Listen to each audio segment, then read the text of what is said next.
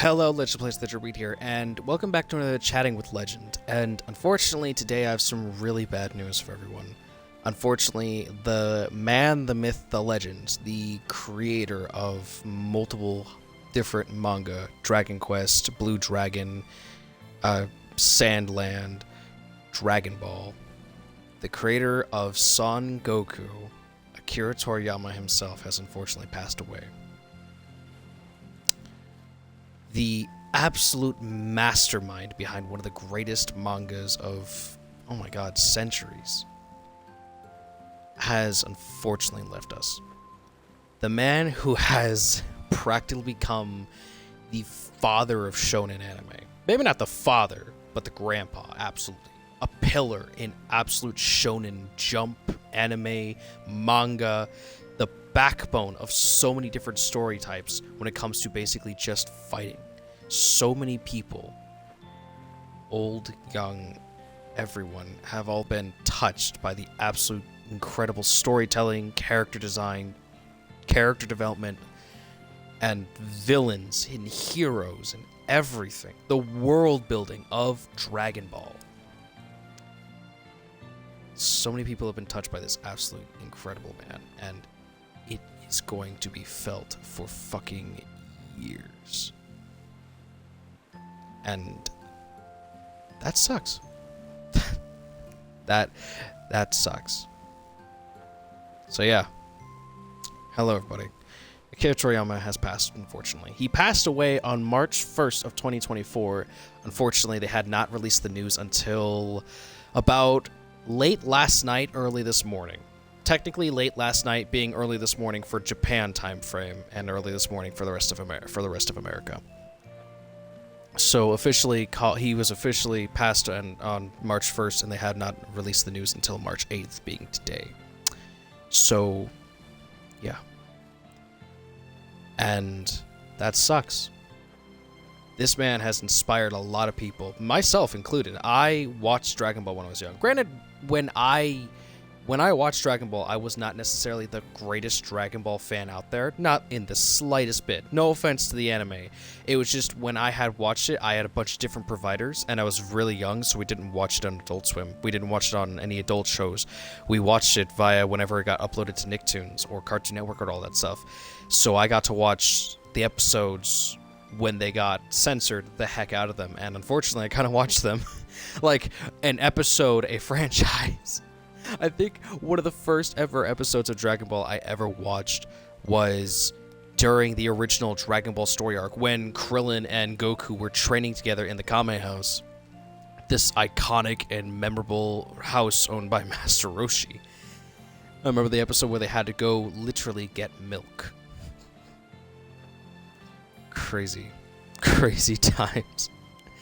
And that was the first episode I really think I ever saw of this show. I think the next episode I saw after that was literally the final saga of Dragon Ball, which was Goku versus Demon King Piccolo at like the 23rd World Tournament, when Goku's a full-blown adult. Literally, I'm not even joking. I time skipped so much with this show. One episode, Goku is training. The next episode, he's fighting this vegetable-looking mofo.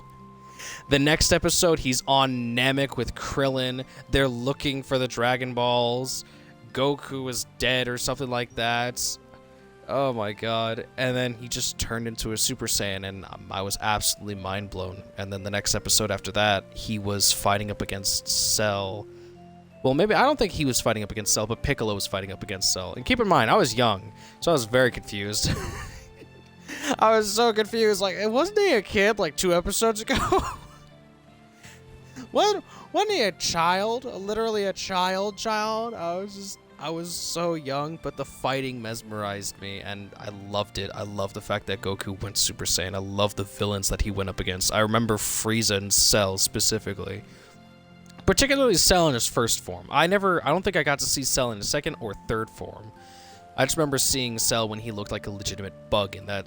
I'm not gonna lie, I don't care what anyone says. First form Cell to me is the scariest one. I fear that variation of Cell 110%. That guy looked like a legitimate alien from outer space. And then I think I time skipped a bit some more, because that's when I saw the Dragon Ball production that wasn't developed by Akira Toriyama, which was Dragon Ball GT. And I'm not gonna lie, Dragon Ball GT brought me back into Dragon Ball because I was a bit older at that point. I was like, oh yeah, I watched this show when I was young. I had no idea what the hell was going on, but I watched it. And Dragon Ball GT seems nice. It's the continuation after Dragon Ball, I think. I don't know. I was young and stupid and didn't watch anime that much.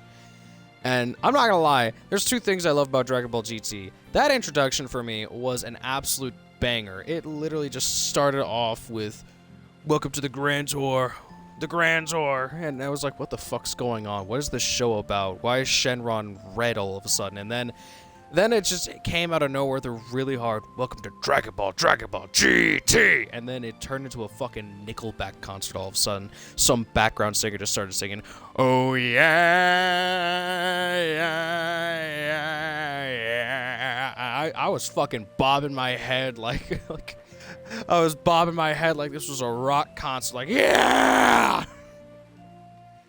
That introduction, even though I look back at it now, it doesn't hold as much awesomeness to me now as it did when I was young, but I still love that intro when I was young. Just fucking, welcome to Dragon Ball GT! And I'm just bobbing my head like this is a fucking Metallica death metal concert. Yeah! Son Goku! Whoa! Fucking hell. And then I saw Super Saiyan 4 for the first time in forever, and that was... I say this wholeheartedly, and I agree with this. Super Saiyan 4 was 110% one of the coolest transformations I think I've ever seen in any anime. Because it stuck to the Saiyan lineage. It stuck to the idea of they descended from great apes whenever they saw a full moon. And this was Goku and Vegeta's mastered variation of saying, hey, we've mastered this power. We've mastered the ability to become a great ape, and now we are using it against all of our villains to kick their ass. And I love that. I loved Super Saiyan 4. Even though it wasn't actually created by Akira Toriyama, or at least I don't think it was created by Akira Toriyama. I don't recall. I remember them saying that the production was not made by Akira Toriyama, but they were given permission by Akira Toriyama to make the Dragon Ball GT, because he wanted to take some time to work on other projects like Dragon Quest and Blue Dragon. But God. The world's not going to be the same without him. His work, his art, his everything is literally going to be talked about, used. It's going to be worked on for years and years and years to come. And this is an absolute devastation that I don't fully wrap my head around yet, because Toriyama still was working on multiple other projects. Sandland and Dragon Ball Super is still like halfway through development, I think. I have no idea what he was planning. I have no idea where he was going with any of his shows or franchises, but I think we can all agree whatever he was planning to do was going to basically be some of the best ideas he has ever come up with ever. The mastermind, the beautiful cognitive ideals that he has brought up and shown in all of his work has always been some of the greatest villains, the greatest heroes, the greatest plot reveals ever known to anime. And he's been doing it since the 80s, since he created Dragon Ball. He's been doing it for years and years and years. And it is baffling to know that he is now gone. And that sucks. That sucks a lot. Japan, now would be a really good time to grab the Dragon Balls and resurrect his ass. I'm just saying, now would be a really good time to do that. But yeah, this goes to Akira Toriyama, who is an absolute legend. One of the most incredible manga artists and creators ever. The man who has single-handedly inspired multiple generations to quite literally push themselves to whatever extent, to always find a better version of themselves, whether it is in strength, whether it is in spirit, or whether it is just in the world around them. And you will be missed. Akira Toriyama, thank you for so much you've done. For being a big part of shonen, for being quite literally the pillar of so many animes. The pillar for Shonen Jump, the pillar, the grandparents to animes. Literally being an anime that so many people have looked up to that they can't say, oh, he's not one of the big three. He is the father of the big three. He is the father of One Piece. He is the father of Naruto. He's the grandparent to Bleach, One Piece, fucking Naruto, everything. He is the grandparent that so many animes have tried to become.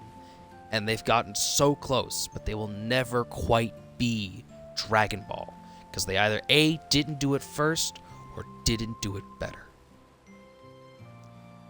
Thank you for bringing us so many memories, for inspiring us, and for continuing to push us to get to be better. Better people, stronger fighters, and just overall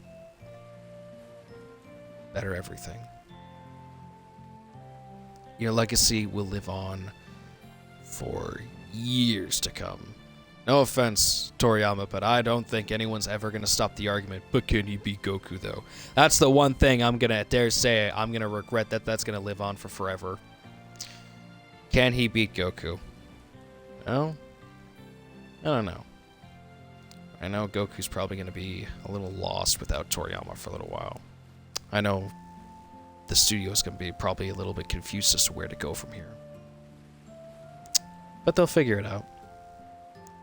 And they will always honor the legacy and the memory of you and your incredibleness. To the best, to one of the greatest, to an absolute GOAT, to the great dragon himself, Akira Toriyama. May he rest in peace.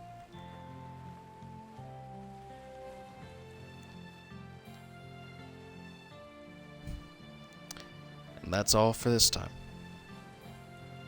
I'll catch you legendary players in the next video. Bye-bye.